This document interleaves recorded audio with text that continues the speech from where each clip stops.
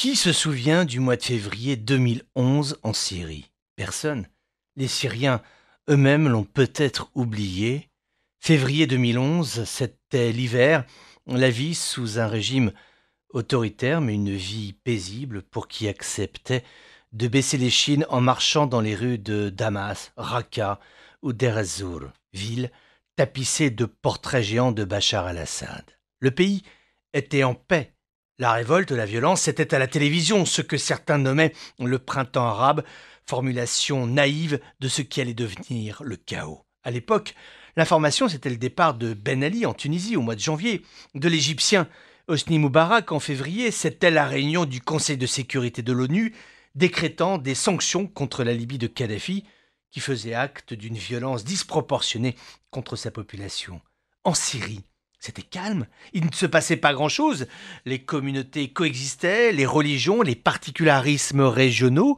Souvenons-nous des analyses de l'époque, le pouvoir à Damas puissant, sans concession, mais avec ce chef d'État assez jeune, peut-être capable de réactivité en cas de problème, de souplesse, voire de jugeote. Personne ne pensait que le calme de ce mois de février 2011 serait le dernier avant 8 années de guerre civile au moins. C'est pas terminé, nul ne sait quand la paix sera signée, si elle est signée un jour. 8 ans de guerre. Comment est-ce possible que cette quiétude syrienne était porteuse de germes si conflictuels? Pourquoi le pays était si paisible et pourquoi la guerre civile dure-t-elle depuis si longtemps?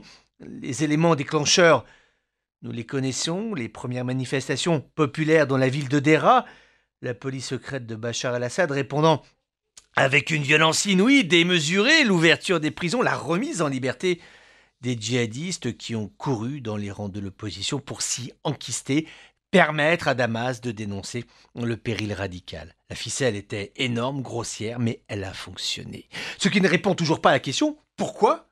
Pourquoi une telle longévité? Fallait-il que les blessures internes de la société syrienne soient si profondes pour que le conflit s'installe durablement aujourd'hui?